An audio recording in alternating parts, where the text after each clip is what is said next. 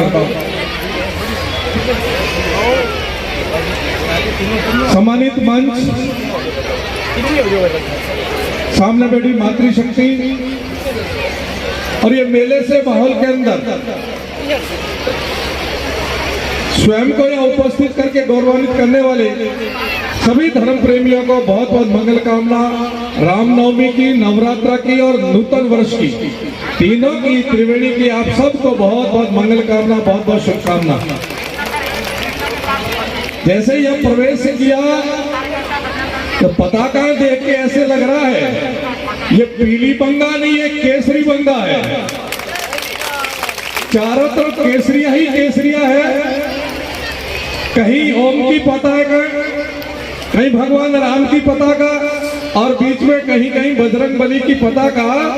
जो महाभारत में भगवान कृष्ण ने जिसको सारथी बनकर के रथ को चलाया था और उस रथ पर जो लगी हुई थी विजयी भाव की पताका बजरंग बली की, ऐसा लगता है आपने वो पताका उठा ली है तो निश्चय ही अखंड भारत और विजयी भारत होगा। और सीमांत क्षेत्र से उठाई है आपने। हम बिल्कुल सीमांत क्षेत्र में बैठे हैं। यहाँ की हुंकार ये दूर दूर तक जाएगी और इतना गौरवान्वित हो रहे हैं हम लोग कि ध्वज पताका को ग्रहण करने वाली माताएं बहनें बड़ी संख्या में आई है। चूंकि यहाँ का कार्यक्रम बहुत ऐतिहासिक होता है। 2 वर्ष बीच में थोड़ा व्यवधान आया कोरोना के काल में, फिर भी अधिक संख्या में आकर के हम यहाँ उपस्थिति देकर के भगवान राम के प्रति अपने भाव को प्रकट और अपने धर्म और राष्ट्र के प्रति अपने भावों की पुष्पांजलि देते हैं। ऐसा लगता है कि तुझ में राम, मुझ में राम, रोम रोम में राम, घर में राम, पड़ोस में राम, प्रदेश में राम और देश में राम और विश्व पूरे में राम राज्य करने का संकल्प आप सबने ले लिया है। और मैं भगवान से प्रार्थना करूंगा कि ये आपका संकल्प निश्चय ही सात्विक भाव के साथ में पूर्ण होगा। ये अखंड भारत बनेगा और पूर्ण विश्व के अंदर ये पताका जाएगी। जो पताका आपके हाथ में है वो केवल पीली बंगा तक नहीं रहेगी, ये पूरे विश्व के अंदर जाकर के एक संदेश लेकर के पुनः उठा करके विश्व गुरु के आसन पर स्थापित करने में ये युग आ चुका है। इस समय का जो युग चल रहा है ये हम सब लोग भाग्यशाली हैं। एक कल्पना कीजिए हमारे से पूर्व 300, 400, 500 वर्ष पूर्व जो हमारे पुरखे थे, उन पुरखों ने कितना कष्ट उठाया, कितने दर्द और पीड़ा झेली, फिर भी वो अडिग रहे, डिगे नहीं। कैसी भी उनके सामने परिस्थिति आई तो उन्होंने कहा जो राखे दृढ़ धर्म ताको राखे किरतार। हम धर्म के साथ खड़े रहेंगे, हमारी रक्षा हमारा भगवान राम करेगा। इसलिए ये सनातन परंपरा की ध्वजा जिनके हाथों में आज है, उनके पुरखों के हाथ में भी ध्वजा थी। आज जिनके हाथों में ये भाला है, जिनके हाथ में तलवार है, उनके हाथों, पुरखों के हाथों में भी तलवार और भाला थी। जब जरूरत पड़ी भाला और तलवार की तो युद्ध में जाकर के लड़े हैं। और जब ध्वजा को लेकर के खड़े होने का प्रसंग आया तब ध्वजा लेकर के खड़े होकर के चारों तरफ जय जयकार करी थी। आज उसी का निर्वहन करने के लिए आप सब लोग उपस्थित हुए हो। ये प्रशंसा के पल ये अभी राम मंदिर, भगवान का राम मंदिर बन रहा है। उसके लिए कितने कितने लोगों ने अपनी आहुतियां ली, परंतु वो सपना था उन सबका कि भगवान राम का मंदिर भव्य राम बने, परंतु वो सपना साकार हुआ है और हम साक्षी बनेंगे। हम अपनी आंखों से जाकर के दर्शन करेंगे। इसलिए ये जो समय है ये स्वर्णिम अवसर है। एक बहुत अच्छा दौर चल रहा है देश के लिए, समाज और धर्म के लिए। आइए हम सब लोग संकल्पित होकर के अपने कर्तव्य का बोध करके कर्तव्य का पालन करें। चारों तरफ इस समय जब भी गली में निकलते हैं, आज से 10 या 15 वर्ष पूर्व ये दृश्य नहीं देखने को मिलता था। और आज तो नूतन वर्ष भी पूरा देश बड़े हर्षोल्लास के साथ में मनाया विक्रम संवत को।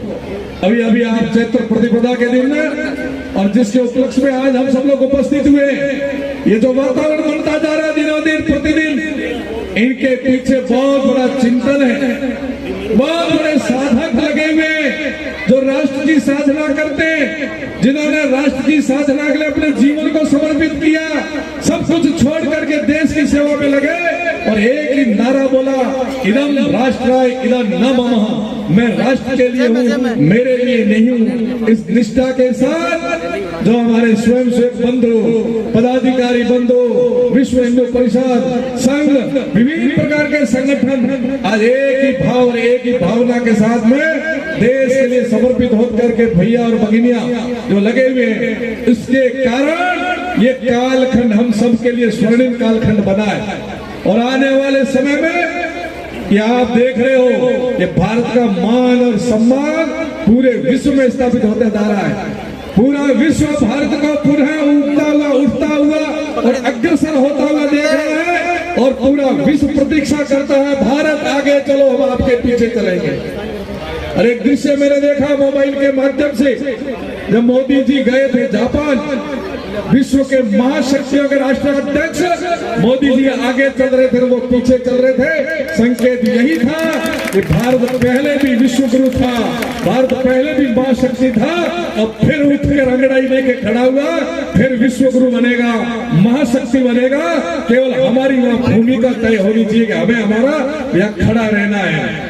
यूक्रेन का युद्ध, रशिया और यूक्रेन के युद्ध का दृश्य आप सब भूले नहीं हो।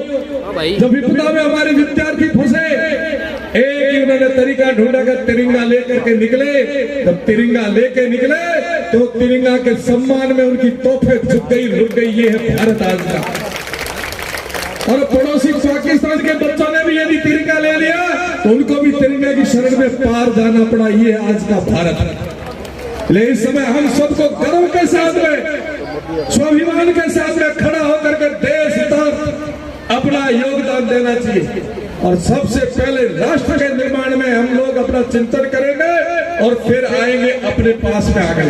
राष्ट्र निर्माण होता किसके द्वारा है? राष्ट्र निर्माण होगा कैसे? राष्ट्र निर्माण की शुरुआत मैं एक शब्द कहता हूं, उसी के प्रारंभ होगी है, खुद सुधरा तो जग सुधरा। हम शुरुआत अपने परिवार से करेंगे, अपने बच्चों से करेंगे, अपने घर से करेंगे, अपने स्वयं से करेंगे कि मैं राष्ट्र के साथ में किस प्रकार से मेरे योगदान और मेरी भूमिका क्या होनी चाहिए वो हमें तय करना है। चाहे संत हो, चाहे गृहस्थी हो, चाहे व्यापारी हो, चाहे कर्मचारी हो, चाहे अधिकारी हो, चाहे जनप्रतिनिधि हो, हम सबको राष्ट्र को सर्वोपरि मान करके राष्ट्र के लिए पहला कदम उठाना चाहिए। राष्ट्र के साथ खड़ा रहना है तो पहले स्वतः ही समर्पण भाव होना चाहिए कि मैं चिंतन मेरे रग रग के अंदर, मेरे रोम रोम के अंदर राष्ट्र भावना और राम भावना होनी चाहिए। राम राज्य स्थापित करने का संकल्प है। और राम राज्य कोई व्यक्ति नहीं है, राम राज्य वो है जो मनुष्य को मनुष्यता की तरफ ले जाता है। और वो कहते हैं, सर्वे भवन्तु सुखिनः, सर्वे सन्तु निरामया, सर्वे भद्राणि पश्यन्तु मा कश्चित् दुःख भाग् भवेत्। क्योंकि हमारी ऋषि परंपरा है, हम ऋषियों की प्रतिपादित परंपरा में जीवन निर्वाह करते हैं। हम मानव के प्रतिपादित किसी भी परंपरा में निर्वाह नहीं करते। ऋषियों ने, आप पुरुषों ने वो कुछ दिया जो भगवान की वेद की वाणी थी। मैं आज आप सबको देख करके इस नवीन वर्ष का, नवरात्रा का और भगवान राम की रामनवमी के दिन का ये दृश्य हृदय से बहुत कुछ गदगद होते हुए आपके लिए मंगल कामना करता हूँ। मुझे पूर्ण विश्वास है कि जिस प्रकार आपके अंदर जो ये हिलोरे हैं, आपके अंदर जो भावना है, बड़ी संख्या में माता बहनें आई है, ये दृश्य बहुत कम देखने को मिलता है। ये जो मातृशक्ति खड़ी हो जाती है वह शक्ति स्वरूप खड़ा हो जाता है, शक्ति स्वयं खड़ी हो जाती है। और इस प्रकार से मातृशक्ति आज भारत की मातृशक्ति माँ भारती के लिए खड़ी हो गई है। और भारत माता का जय जयकार कराएंगे। हम सब लोग आपकी आराधना उपासना करते हैं। आप शक्ति स्वरूपा है, दुर्गा के दिन है, नवरात्रा है। मैं यही कामना करता हूँ माँ भगवती से, जिनके सामने दीपक जल रहा है, ऐसे अखंड ज्योत भगवान राम से प्रार्थना करूंगा कि आपकी साक्षी में हम सब लोग संकल्पबद्ध होकर के अपने कर्तव्य का निर्वहन करते हुए, राष्ट्र और धर्म को सर्वोपरि मानते हुए अपने निहित स्वार्थों को छोड़ करके देश सेवा धर्म रक्षा हम सदा तत्पर रहेंगे और इस भारत को महाशक्ति विश्व गुरु और पुनः उस स्थान पर पहुंचाने में हमारी भी छोटी सी भूमिका तय हो जाए। आज है कल नहीं रहेंगे, परंतु अपने कर्तव्य का पालन करते करते राष्ट्र को समर्पित करेंगे। स्वयं को राष्ट्र सक्षम, हम सब लोग सक्षम। शुरुआत परिवार से करनी है। अपने परिवार और घरों में भारतीय संस्कृति, सभ्यता, वेशभूषा, खान पान, व्यवहार, तीज त्योहार बड़े हर्षोल्लास के साथ मनाना शुरू करना। पाश्चात्य संस्कृति का कोई प्रभाव हमारे परिवारों में नहीं हुए, इस बात का ध्यान रखना। विदेशी लोग आकर के भारतीय संस्कृति को स्वीकार कर रहे हैं और हमें गर्व है कि दुनिया पुनः भारत की तरफ लौट रही है, पुनः भारत की चीजों से प्रेम कर रही है। चाहे वो आयुर्वेद हो, चाहे गौ हो, चाहे शास्त्र हो, चाहे गीता हो, चाहे रामायण हो, चाहे गंगा हो, पूरा विश्व आज मानता है। ऐसे श्रेष्ठ चीजों को हम भी अपने उपास्य देवों की प्रार्थना से अपने घरों में रहने देंगे। इन्हीं अभिलाषा के साथ आप सबके लिए बहुत बहुत मंगल कामना करता हूँ, बहुत बहुत आशीर्वाद और मंगल कामना करता हूँ। बोलिए